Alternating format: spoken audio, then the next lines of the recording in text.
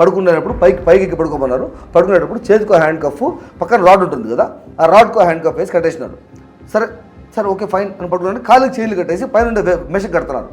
దేనికన్నా చేతులు కట్టేస్తున్నారు. నాకు ఏడకి పారిపోతున్నాను నేనంటే ప్రోటోకాల్ ఏమో పారిపోతావేమో నువ్వు, మరి పారిపోవడం అయితే మీరు అబద్ధాలు తీసుకొస్తున్నా కూడా మీరు కోఆపరేట్ చేస్తున్నారు కదా, దేనికన్నా ఇవన్నీ చేస్తున్నారు అంటే ఎక్కువ తక్కువ మానవ అంటే కాలు చేతులు కట్టేసి బాత్రూంలో పడేస్తా.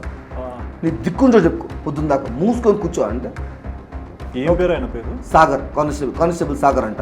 ఇప్పుడు నేను ఆయన పేజ్ ఇప్పుడు ఆయనకి I don't feel like he has any grudge on me. నేను ఎవరో కూడా ఆయన తెలియదు. A person will do this. ఇక్కడ గ్రడ్జ్ కాదు, హ్యూమానిటీ అనేది కొంచెం ఉండాలి మనిషికి. కరెక్టే అన్న, కానీ a person will do this only when is instructed to do it. Clear కనబడుతుంది నాకు. అది ఓకే, బట్ బేసిక్ అంటే we have some respect on society కదా. అందులో మీరు ఒకరు, నేను ఒకరిని, ఇంకొకరైనా ఒకరు. చెప్పండి.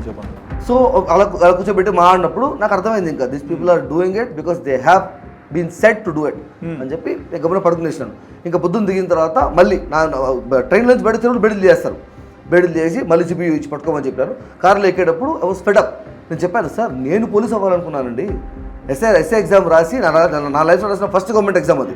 ప్రిలిమ్స్ క్లియర్ చేసి, గ్రౌండ్ క్లియర్ చేసి, మెయిన్స్ కూడా క్లియర్ చేసి, ఫైనల్ 1000 మెంబర్స్ ఫిల్టర్ అవుట్ అయ్యింటే అందులో 752 జాబ్స్లో 0.1 seconds ఆఫ్ గ్రౌండ్ మెరిట్లో నేను ఎస్ఐ జాబ్ మిస్ అయ్యాను. I wanted to be a part of your police system. But if this is how you are behaving, I don't want to be a police, sir.